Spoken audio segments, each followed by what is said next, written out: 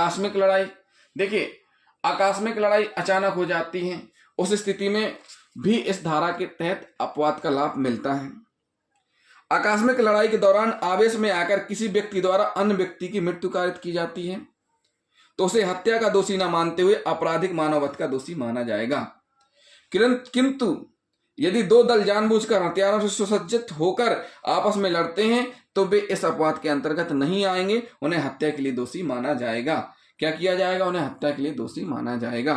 साथियों, हरिशंकर बनाम राजस्थान राज्य के प्रकरण में अपीलार्थी मृतक भीम सिंह तथा एक अन्य व्यक्ति के साथ वायुसेना के चाय क्लब में चायपान कर रहे थे।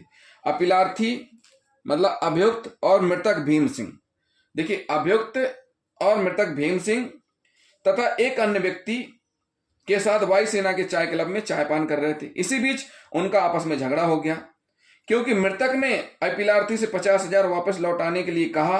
अपीलार्थी मीन्स अभियुक्त, हरिशंकर जो अभियुक्त है उससे कहा 50,000 लौटाने के लिए, जो उसने उधारी में रुपए दिए थे। किसने? जो मृतक है उसने रुपए उधार दिए थे, मांगे। तो जो अभियुक्त ने क्रोध में आकर वहां पास में रखा जलता हुआ स्टोव मृतक पर दे मारा, जिसके कारण मृतक के कपड़ों में आग लग गई और वह बुरी तरह से झुलस गया और उसकी मृत्यु हो गई। अपीलार्थी की ओर से दलील दी गई कि अचानक आवेश में आ जाने के कारण उसने स्टोव उठाकर मृतक पर फेंका था। जो अभियुक्त अपीलार्थी है, जिसने मृत्यु की है, जिसने स्टोव फेंका है, जिससे उसकी मृत्यु हुई है, उसकी ओर से दलील दी गई कि अचानक आवेश में आ जाने के कारण उसने स्टोव उठाकर मृतक पर फेंका था, अतः उसके द्वारा उतावलेपन से किया गया लापरवाही का कृत्य मात्र था, जो धारा 304A के अंतर्गत दंडनीय है। लेकिन उच्च न्यायालय ने अभियुक्त की इस दलील को नामंजूर करते हुए उसे धारा 302 के अंतर्गत हत्या के लिए दोषी सिद्ध किया।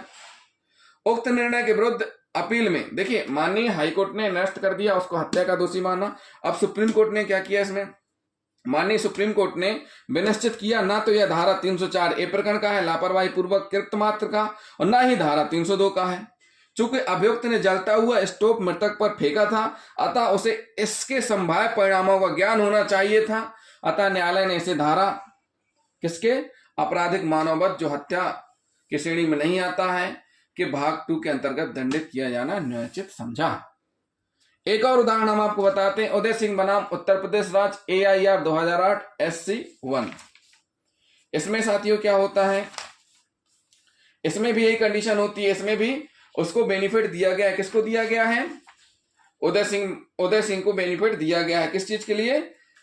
अचानक लड़ाई झगड़ा करने के कारण जो मृतक की मृत्यु कारित कर दी गई थी, उसमें भी उदय भान को इसका लाभ दिया गया है।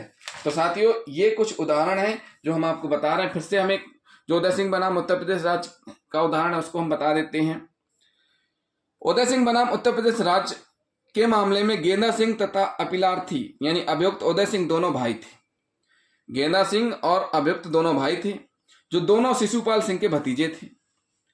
एक और गेंदा सिंह और उदय सिंह तथा दूसरी ओर शिशुपाल सिंह। कुछ अन्य लोगों के मध्य लड़ाई में शिशुपाल सिंह की मृत्यु हो गई, यानी कि शिशुपाल सिंह की मृत्यु हो गई है अभियुक्त के चाचा की। लड़ाई का कारण यह था कि चौपाल के विभाजन में इनके हिस्से में आने वाले भाग में कन्हई सिंह, शिशुपाल सिंह तथा सत्यपाल सिंह द्वारा नींव डाले जाने के दौरान अपीलार्थी उदय सिंह तथा गेंदा सिंह ने नींव खोदने में बाधा डाली थी, जिसके बाद दोनों पक्षों के मध्य कहासुनी हुई, जिसके परिणाम स्वरूप हाथों से मुक्केबाजी प्रारंभ हो गई। इसी बीच एक अन्य अभियुक्त ने शिशुपाल सिंह को तमाचा मार दिया और गेंदा सिंह ने कन्हई सिंह पर एक ईंट खींचकर मार दी, जो उसे लग गई। शिशुपाल सिंह तथा सत्यपाल सिंह कन्हई सिंह को बचाने के लिए दौड़कर आए। इसी दौरान अपीलार्थी ने लाठी के छोर से शिशुपाल सिंह पर प्रहार किया, जिससे वह गिर पड़ा और अनुचित लाभ उठाते हुए गेंदा सिंह अपीलार्थी ने शिशुपाल सिंह की गर्दन को पकड़ लिया तथा उसे दबा दिया, जिसके तुरंत बाद वह मर गया।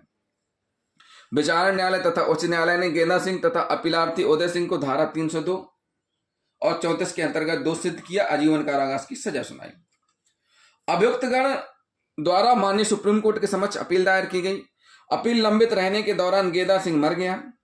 इस मामले में सुप्रीम कोर्ट ने अब निर्धारित किया कि हाथों तथा मुक्कों से अचानक लड़ाई में मृत्यु कायद करने के समान आशय दर्शित नहीं होता है।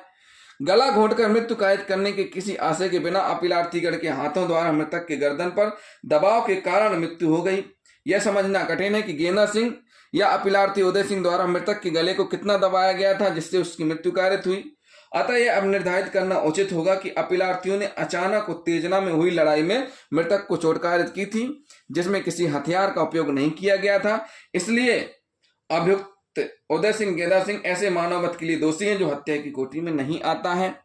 माननीय सुप्रीम कोर्ट ने अपीलार्थियों के आजीवन कारावास की जगह को 7 वर्ष के कारावास की सजा में परिवर्तित कर दिया। तो ये जजमेंट था जिसमें कि 302 को किसमें बदला गया है, हत्या को आपराधिक मानववध में बदला गया है।